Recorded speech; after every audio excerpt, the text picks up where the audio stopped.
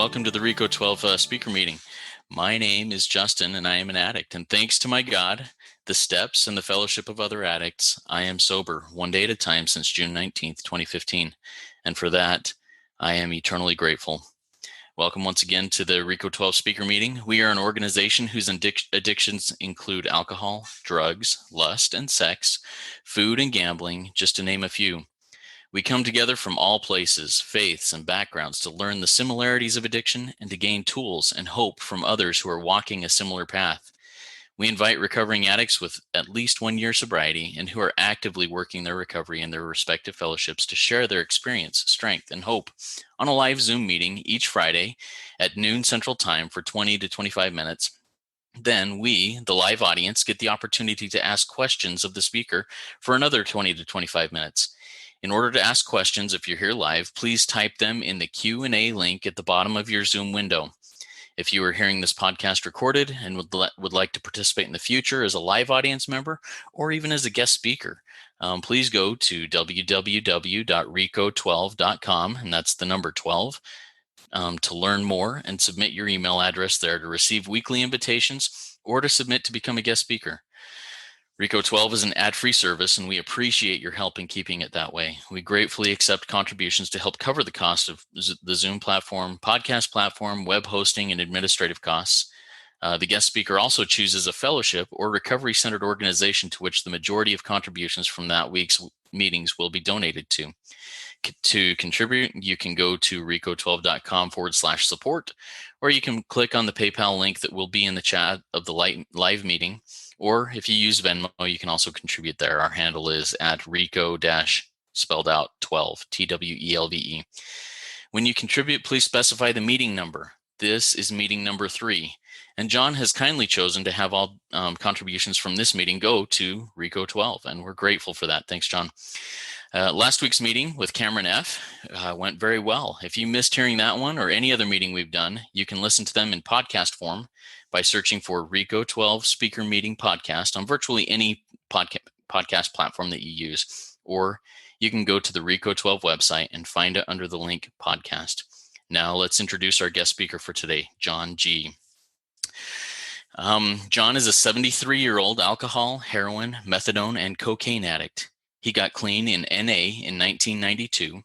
He lived at a 12-step community for approximately 7 years. John has been attending AA for the past 6 years. Always has had a service commitment in whichever current home group he's in. This last year, he had a coffee commitment for 6 months and has done service at the intergroup level and with H&I, which stands for hospitals and institutions. And that's a way that one can give back to the addict who suffers in hospitals and institutions. John has always worked with a sponsor and has gone through the steps of recovery several times. He sponsors men quickly through the steps as outlined in the AA Big Book. John is also friends with 14 cloistered nuns who reside in a monastery. So John, right now, I'm going to have you take it away. I'll unmute you and you can take it away from here. Thanks, John. Thank you very much, Justin. So hello, everyone that's also on the meeting. I'll just start at the beginning, which is that I was born in London, England, and came here when I was 14. I lived in Ireland. I was raised by my grandmother until maybe I was 3 or 4 years old until she died. And at that time, I was sent back to my mother in England, in London. And my mother told me that the first day of school, the teacher called her to tell her that I had been fighting with the other students.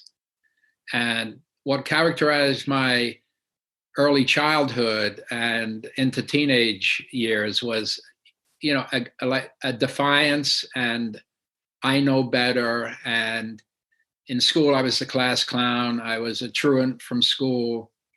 And I was always attracted to excitement and to people that were basically looking to do the same thing I was doing, which was not to listen to their parents or, try and do well in school. The other thing I remember distinctly is, for some reason, I guess I was going to church on my own on a Sunday, and my father would ask me what vestment color the priest had on. And I would guess. If I guessed right, I was okay. If I guessed wrong, I was disciplined pretty harshly. So I had that going on. I had also gotten in trouble as a child and been brought in front of the courts. And I came to this country, to New York as a 14-year-old. I lived in the Bronx, and the last time I spoke at a meeting, I said I started drinking at 14. It may not have been 14. It may have been 15. I'm not quite sure. But as a 15-year-old, I did drink one time where I lost control. I couldn't control the amount that I took at that particular day. And it was wine. It was horrible. I think at that time, wine was like 50 cents a bottle. This wasn't wine that you would drink at dinner. It was what you would probably call rot gut wine. And I did get high, and I got more than high. I got drunk. And my mother saw that I was drunk too, and made comments about that. And so, as I always did, yeah, and of course wouldn't listen. And the other thing was I didn't adjust well when I got here. I became very introverted. I was, I stayed in my house for one whole summer. I just couldn't, London was entirely, even though it's a big city, it was entirely different from New York. And so I didn't adjust well at all. And so after that drinking experience, I know I drank again after that without much, consequences. And when I was 16, I started working in Manhattan. And there was guys there in the place I worked, which was a supermarket that, lived in the surrounding area. And it was actually an area on the Upper East Side of Manhattan, just below Harlem. It was like, at that time, it was a German-Irish neighborhood. I started hanging out with those fellows. They were much on the same path I was, which was, I don't think, I actually graduated from high school. I don't know how I did that, but they had already dropped out of high school, and we were hanging out. And the big thing was to go and drink in the park. So we actually had a bar that the guy would let us come in and drink. He must have lost part of his license because he couldn't sell. He could only sell beer. And from that time on, I remember that I drank for effect. I drank, for the way I would feel if once I got high. It provided ease and comfort, like everything was okay. And because everything was okay when I drank, I continued to drink, basically starting down the path of addictive drinking and into alcoholism. And I started to drink first of all, it was a Friday night, then it was a Friday, Saturday night, then it was a Friday, Saturday, Sunday night. Then I found that I could actually drink during the day, and there was people that were having problems with drink in the neighborhood. So of course I gravitated towards them. And, so the classic symptom, one of the definitions that is described in We Agnostics, if when you drink, you can't control the amount that you take, meaning the amount of drink you take or the amount of money you spend on it or the amount of time doing it, it says that you're probably an alcoholic, which only a spiritual experience will address. But I didn't know any of that. I didn't even know that I had a problem with it. I thought the problem at the time was I didn't have enough alcohol and that I didn't have enough money. So it was the progression had already started, but it was unbeknownst to me. And then I had mentioned Harlem earlier. There was some of the older fellas who were going up to Harlem, and they were starting to use heroin. And I started to use heroin. And,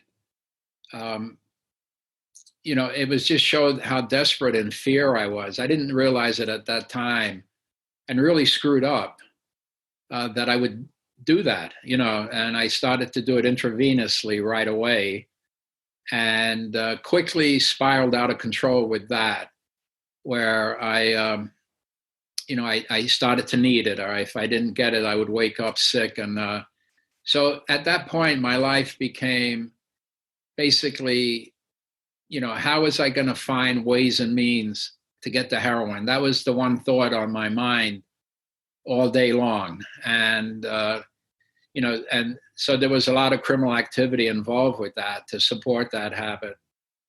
And then I tried a geographic cure for that. I went back to Ireland and just started drinking heavily over there. They may not even heard of heroin at that time. That was in 1968. And so I came back the first day. It was a snowstorm that I landed in Kennedy Airport. I went into Manhattan to buy heroin.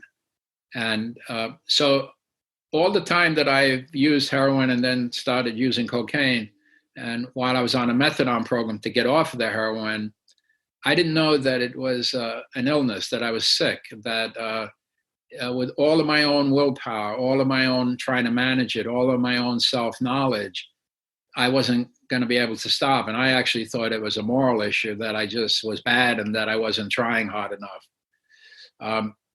So when I came back, I went right back to the heroin again. Then I got on a methadone program.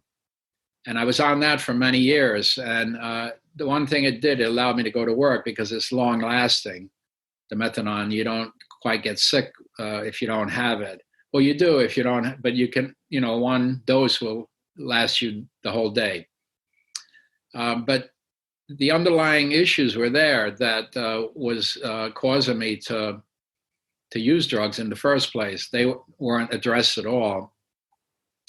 And around 1978, I had the great idea that I would start using cocaine with the methadone. And that's, it was like, being on the Titanic and thinking if you change seats, you would get saved. And that was my thinking somehow, that it would be better to use the cocaine along with the methadone. And, it's just very, very screwed up thinking. But that's where the disease centers. It centers in the mind anyway. So in order to support a cocaine habit, I saw right away I was in trouble with this substance. And it never occurred to me, John, you're in big trouble, stop. Well, first of all, I wouldn't have been able to stop. That's the other definition that stands alone as a definition of addiction, is that when you try to stop, when you want to quit, you can't quit entirely. In other words, you swear off, and I did that many, many times, swearing off, but never being able to stay stopped. I started doing a lot of armed robberies. At one point, I was doing 3 of them a day.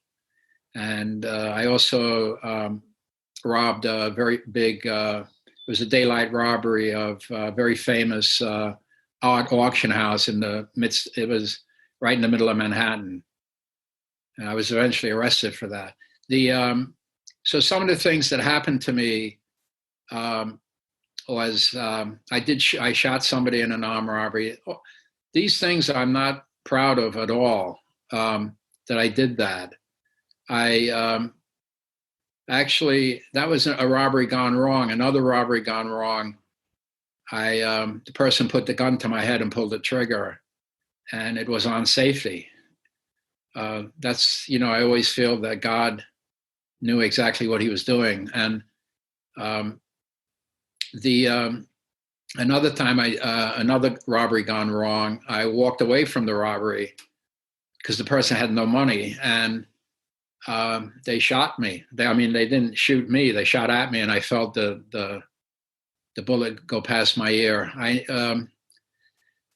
I was stabbed. I was stabbed trying to buy heroin. I would go up to Harlem all the time, and I would have to watch out for people that were trying to take the drugs off me or my money, and the police, on the other hand, because they knew I wasn't, that I wasn't from up there. And when I was drinking and not really using drugs, I attacked a police officer drunk, and um, it was in a subway station, and they called the precinct, and the whole precinct came, and they beat me up and down the platform because I was resisting arrest. And about 10 months after that, I had a very serious brain injury. I was not so much an injury, I had an aneurysm that burst. And I was lucky to live through that. I had a grand mal seizure. Now I'm saying, yeah, those things, and there was other things that were more on a humorous side. When I talk about the robberies, it was like if you watch something on YouTube or in the movies, it would be like funny almost. It would be, oh my God, this guy is doing this stuff, um, and I was driven to do that by the addiction. So while I was in prison, I had a spiritual experience where I was in a program where the 12 steps of Alcoholics Anonymous were being discussed. That's about it.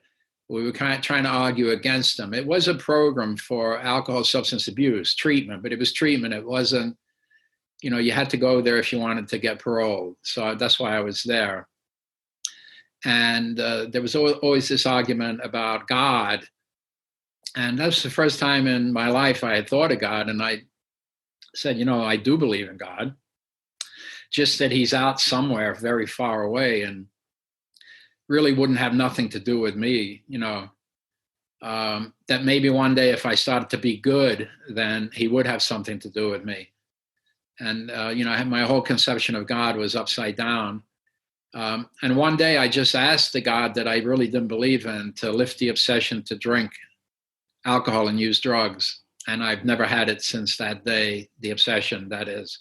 And I stopped. I was getting high in the facility I was in because drugs were coming in. I actually overdosed in one of the facilities I was in a cell, in a locked cell, and was turning blue when I was taken out of there. I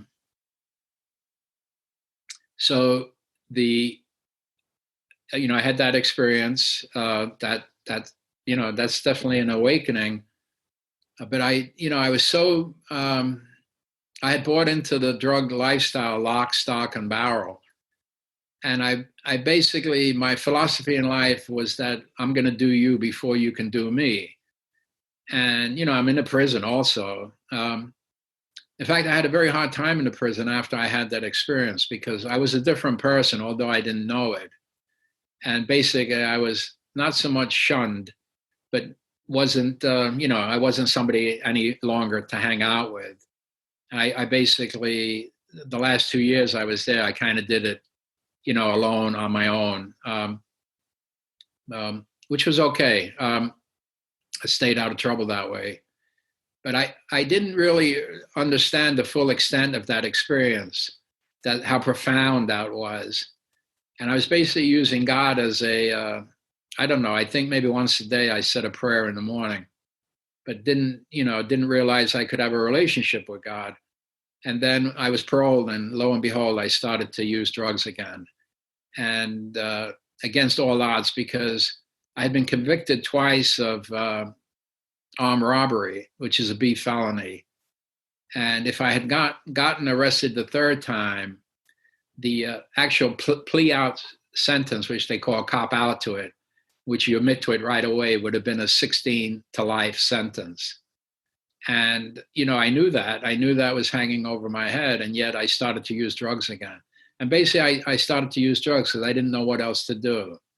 I had not used for 2 years or drank. When I was paroled, everything was different. I didn't have any friends. I started laying on the couch watching television. The television started watching me at some point. And, people said, John, why didn't you, go to the movies or ask a girl out to eat or other things that people do to socialize? And I said, I wouldn't have even known how to do that. I said, I never did that. And I didn't. As a teenager, I got into this lifestyle very quickly, and nothing was going to come in between me and that lifestyle. And I was always scheming and figuring things out, how to get more money. So the other thing I just want to mention briefly in reference to things I did was the way I treated my mother. You know, I wouldn't have done that to my worst enemy, and she always stood by me, and I'm just very grateful for that. So the reason I mentioned those things is that in the first step, it says we're powerless over alcohol or in any our addiction. Our lives are unmanageable. All those things there were not unmanageability. It was the consequences of the life I had chosen and using drugs. This goes hand in hand with drug use.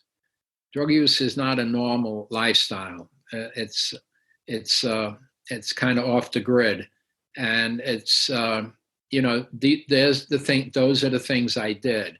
But again, that was consequences. That wasn't the unmanageability. The unmanageability was my inner state, my emotional state, my, chronic resentments, my chronic self-pity, my chronic fear. Fear was very big for me. And just a lot of negative emotions. In the big book, it talks about the bedevilments where, we have trouble with our emotional state. We can't keep personal relationships and some other things, categories that they list. And so that's really what was unmanageable and what I was trying to fix through alcohol. Alcohol and drugs were a solution for me initially, and then they turned on me and they became, I was the problem, and now I added more to the problem by starting to use drugs. And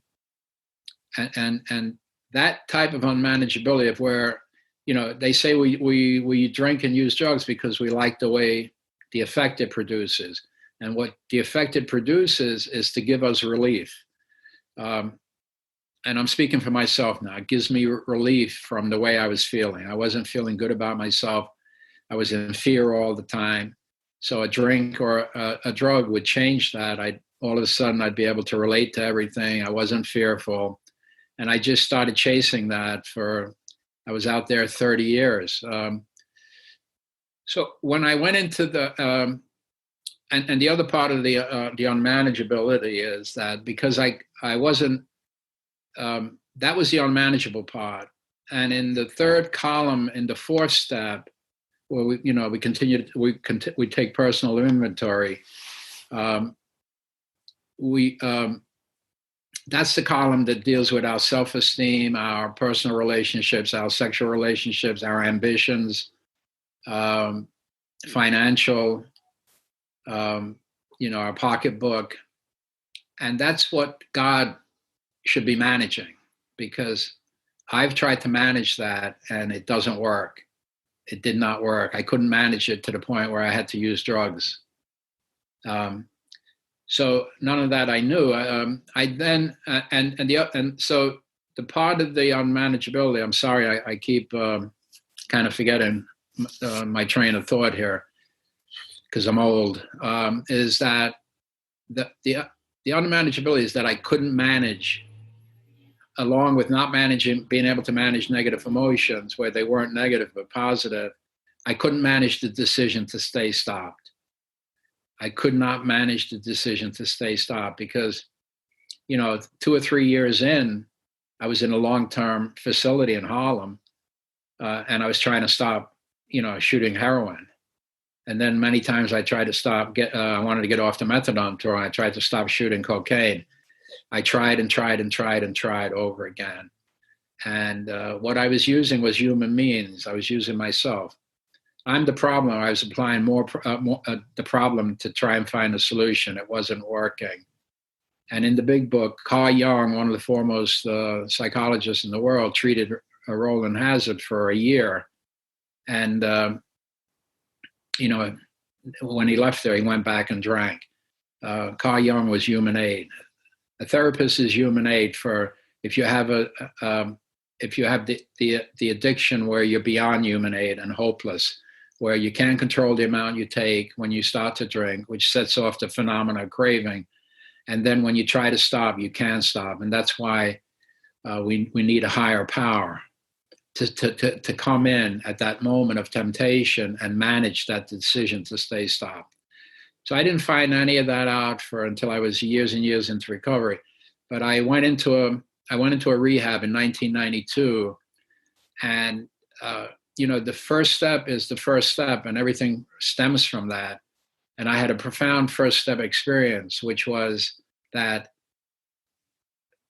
sometime in the rehab, I had the thought that, John, when you leave here,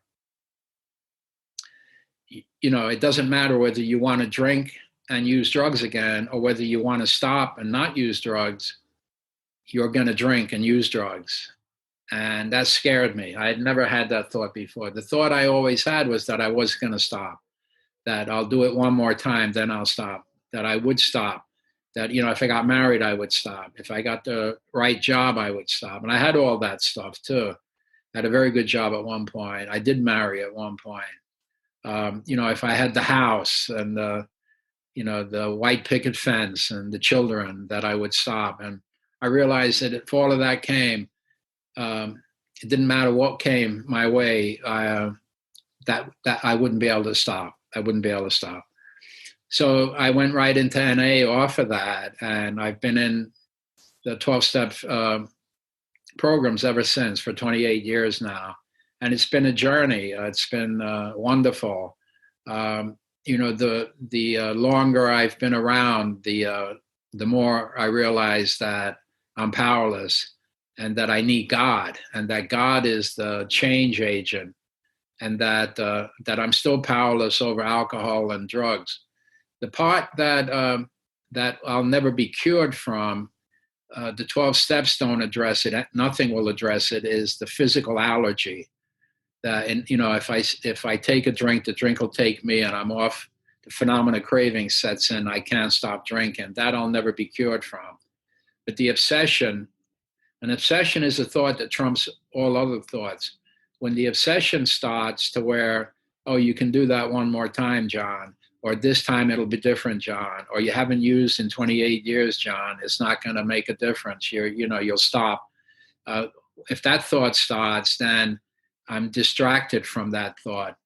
And, that's God. So, and throughout the recovery, I've realized that the spiritual awakening is that I start to think of others and not to think of myself. And if I'm doing 10 and 11 on a daily basis, which is taking an inventory of myself, praying and meditating, and then that's staying close to God. It says in the third step that God, being all powerful, will provide everything. And then it says, if you do two things. So I have two tasks. One is to stay close to him and do that through prayer, meditation, and inventory. And to do his work well is to take people through the steps and help other people. And that's it, folks. Thank you. Awesome, John. Thank you so much. I really appreciated those, especially that close up, the two tasks you have, to stay close to God and to do his will well. Super cool stuff. So before we get into the Q&A portion here, I just want to remind everybody, hey, if you'd like to contribute, John has chosen RICO 12 as the organization. You can, if you feel like it's God's nudging you to do something like that, please do so through the links here in the chat or on the rico12.com/support. Also, if you have any questions for John, please post them in the Q&A link at the bottom of your Zoom page. I've got a question here for you, John, that I loved. One of the phrases you said that your conception of God at that time was upside down. John, can you please explain why it was upside down? Maybe an example of where your conception of God was upside down, and then how it switched to right side up. Yeah, initially I had this thought of God, of somebody far out in the universe, and I had no conception that it could be a personal God. And I think I may have mentioned it, but a robbery gone wrong. I shot somebody in the robbery, and um, so when I'm in prison, I ask God to lift the obsession to use. You know,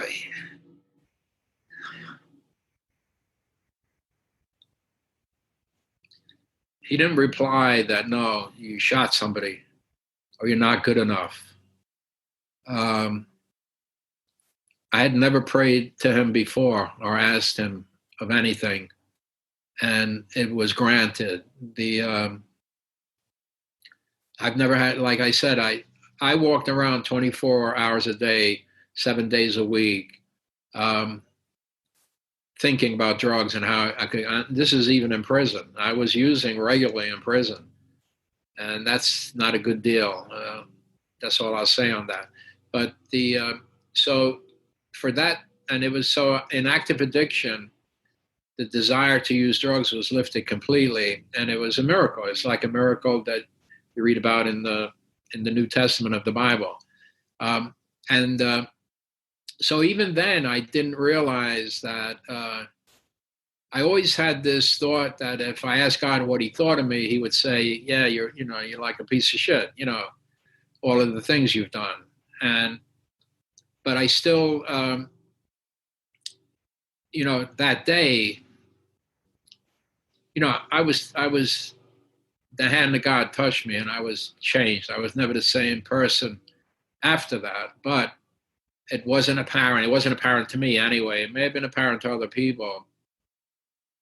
So I still took God for granted. I still didn't really, I wasn't looking to build a relationship with God. I wasn't looking to pray and meditate. And I think that's a lot of us go through that. We don't come in here, taking a needle out of our arm and you start praying and meditating. I think the idea of getting a different conception of God, can evolve over time. So my conception of God today is a very loving God, a very caring God that actually wants to be with me during all activities of the day and is there, just to help me if I need help, and loves to see me doing His work, which is to help other people.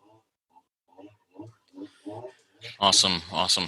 Um, you know, I'm sure you've run into this with people you've sponsored or spoken to who are really struggling with addiction and letting it go, who have said, I've prayed over and over and over again to have this removed, this obsession removed.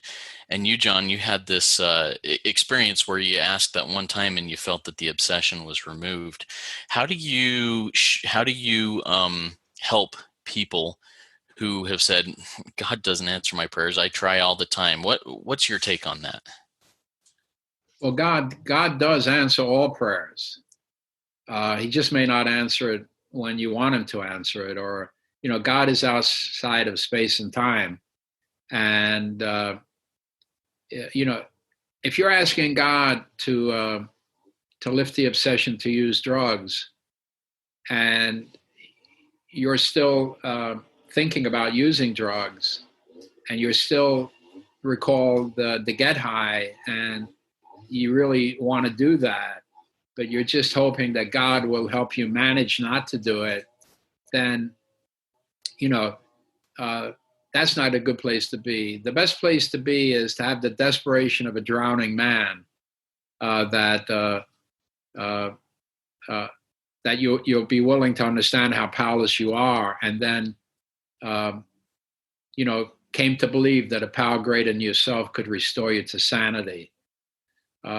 So Bill Wilson had a white light experience, or there's different words for what he had in Towns Hospital, where he saw God, and other people have had that.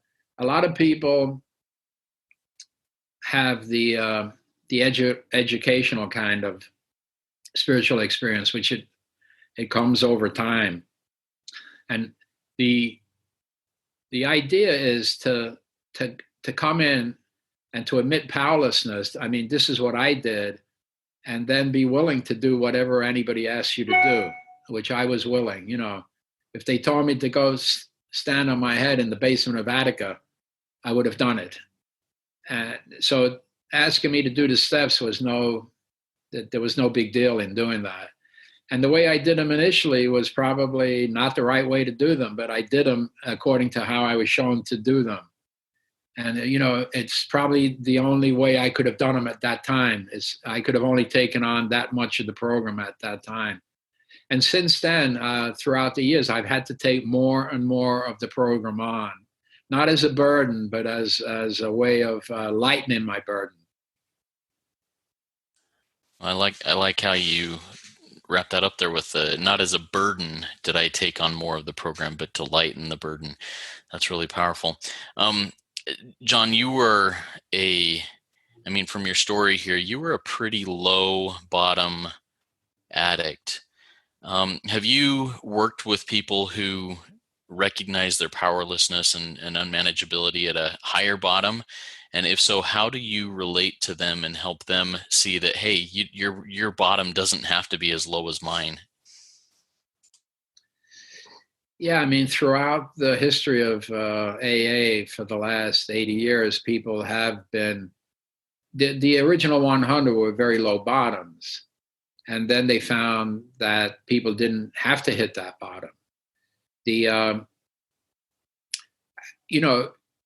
I always say that consequences will never stop you from drinking or using drugs. However, it can get your attention. You wake up in a prison cell, and what happens the first few days is you wake up, you don't think you're there. And then you realize you're there. And, the whole, your heart drops into your stomach again. And that can be an awakening, a sort of realizing that you're in trouble.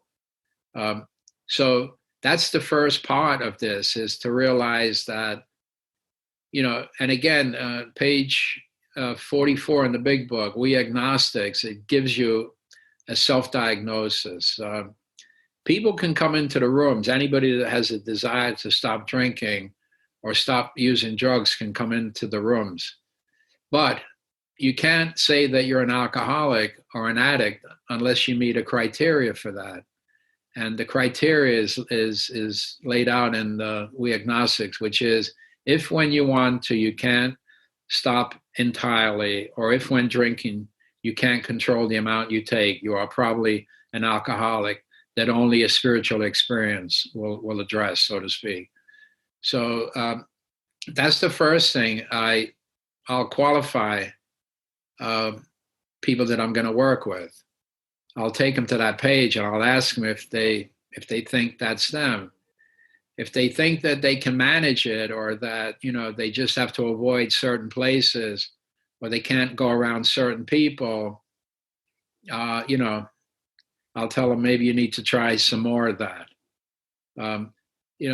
The first step is the foundation, and if you don't think you're hopeless and beyond human aid, that only a power greater than yourself is going to rescue you, then the program is going to be, it's going to be difficult for you. That's just my opinion. Yeah, I agree with that.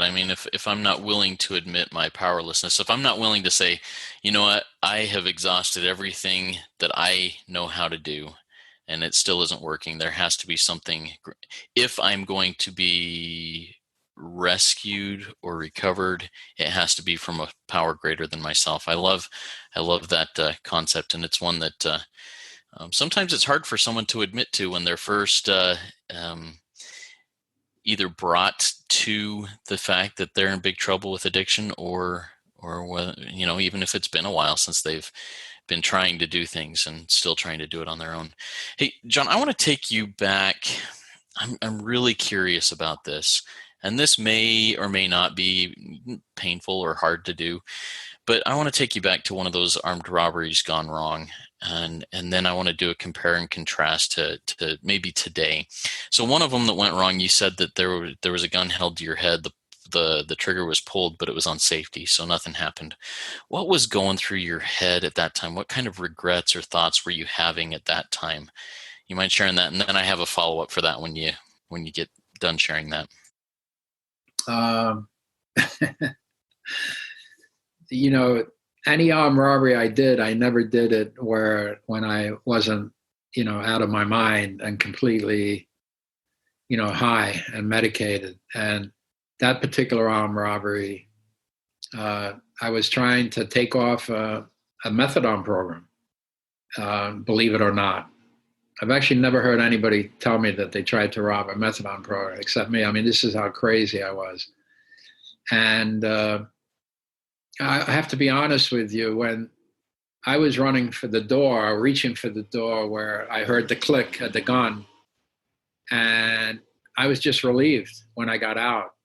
I don't even think I was relieved that the gun was on safety. I was mad that I didn't get the methadone because I wanted to get the methadone to sell it, to buy more cocaine.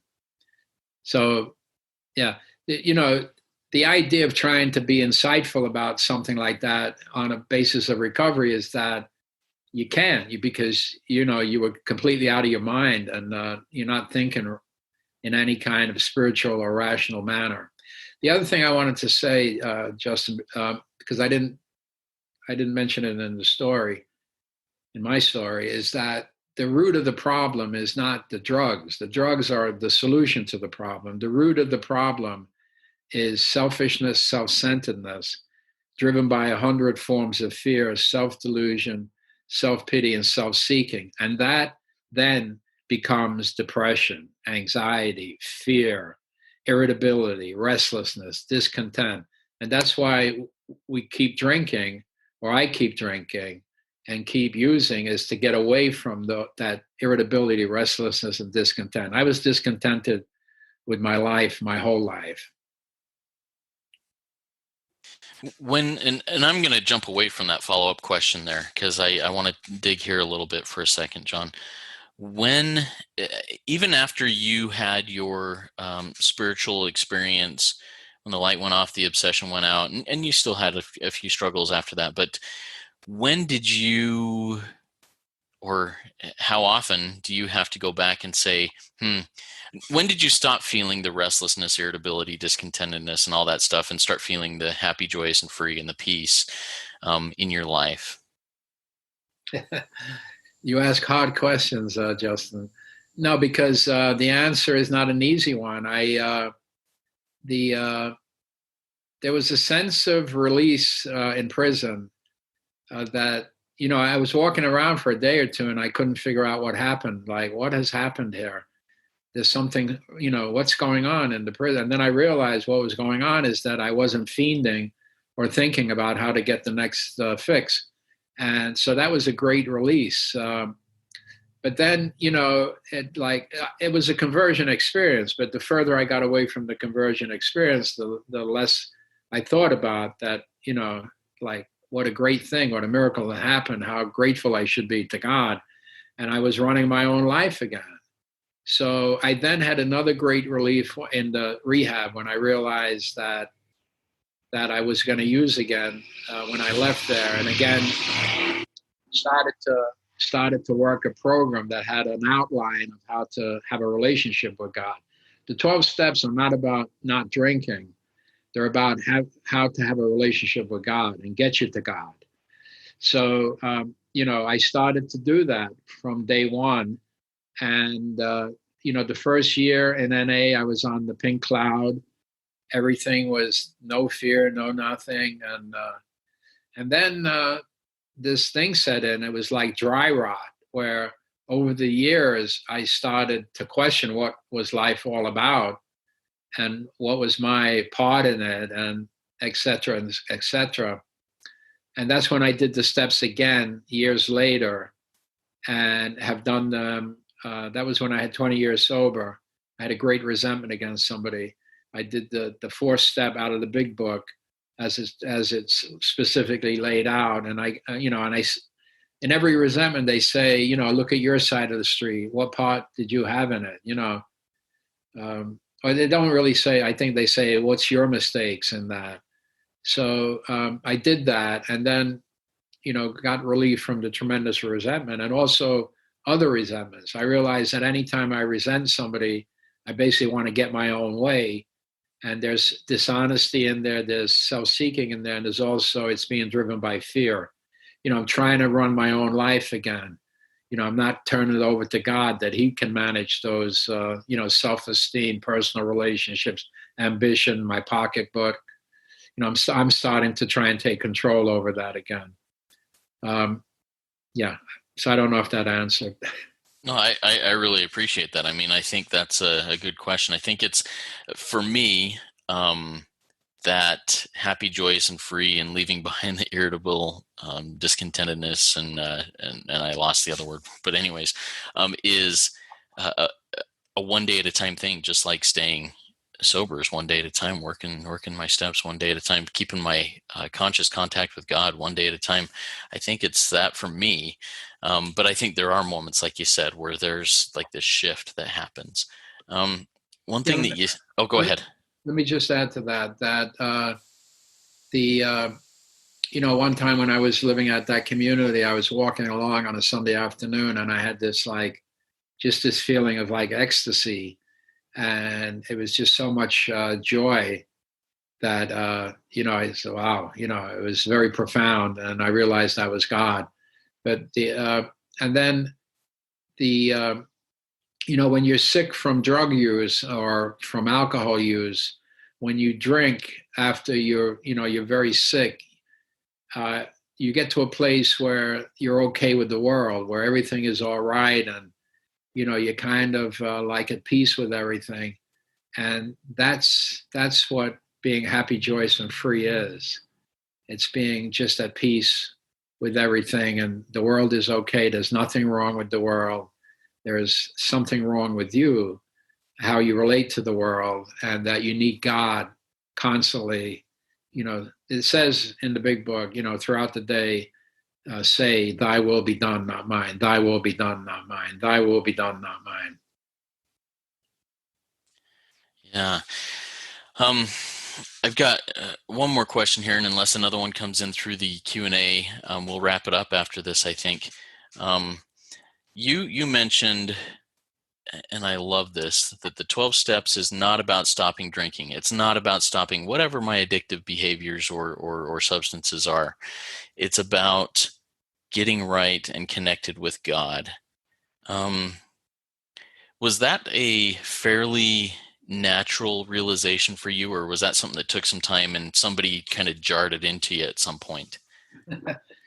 No, anything that I'm speaking about today, I learned. I've never had an original thought related to the 12 steps or the program. And the, the cleanup steps, it's like there's a slogan. I think it's trust God, clean house, and help others, and that's like a wrap of the program. So the cleanup steps, where you take your personal inventory, and the fourth step, it says courageously, and then you share it with another human being. They say God is present in that step, right? And then you become willing to ask God to remove any defects of character. And then in the seventh step, you pray for that. And then in the eighth step, you list all the people you've ever harmed in your life.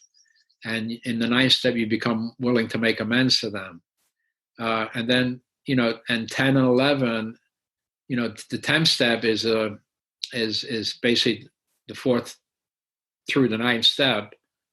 And the 11th step, prayer and meditation. And then the 12th step, doing God's work. Well, that brings you closer to God. All of that lets you have a channel to God, to where, you'll get like not even hints, but you'll understand that God is running your life when you let Him. And when you don't let Him, you're in this place of unease.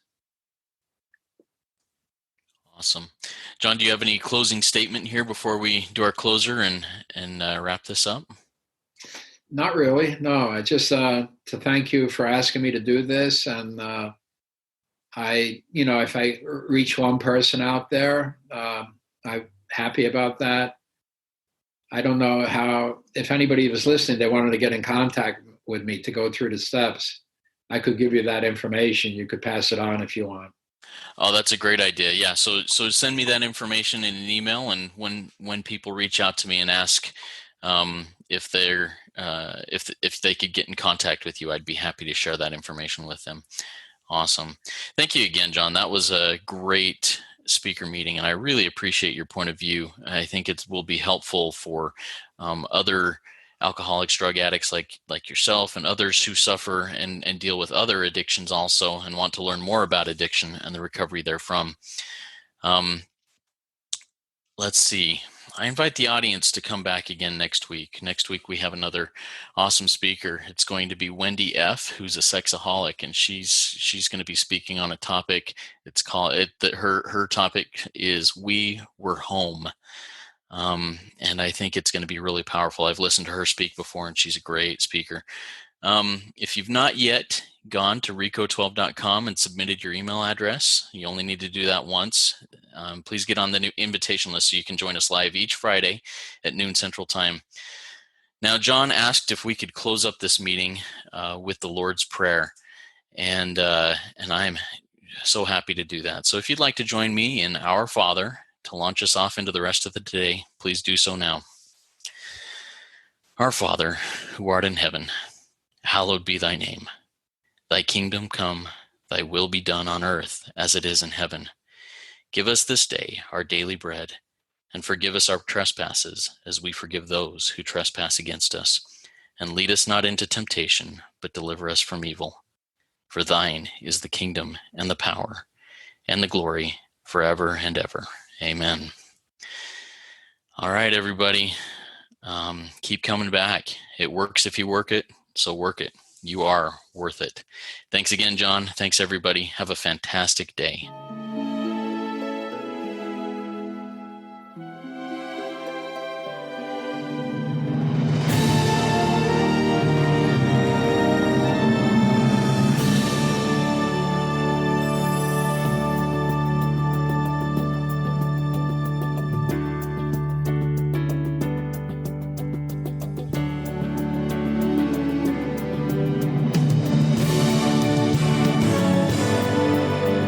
Standing still a moment, carving out this time, reflecting on the landscape of this life of mine.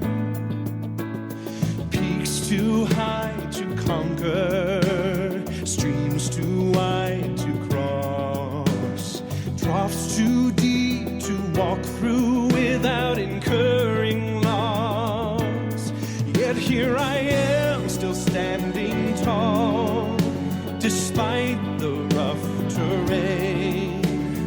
One like me survived the storms and walked through wind and rain. Still standing, I will fight the good fight, still searching for glimmers of light, feet still on the ground. I can still be found, standing still.